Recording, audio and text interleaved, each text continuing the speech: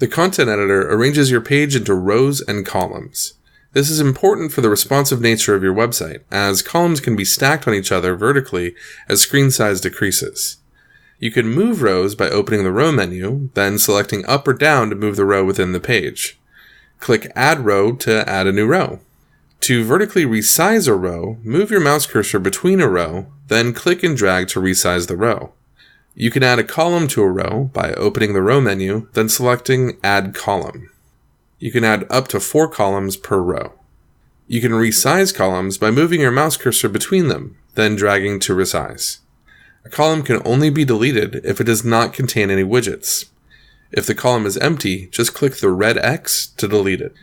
Widgets are placed inside columns and can be easily moved by dragging and dropping them into different columns or rows.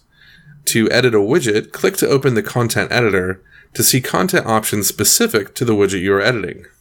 Click on the Design tab to see design options such as layout, background color, and spacing. Rows and columns also have a design editor similar to widgets. Just open the row menu and click Edit Design to change the row background and other design options. Right-click on a widget to open the context menu, where you can select additional options such as copy-paste, alignment, or to hide the widget by device.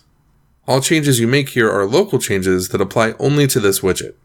To change styles for multiple widgets at once, you'll want to edit the global design settings for your site. We'll cover this in the next lesson.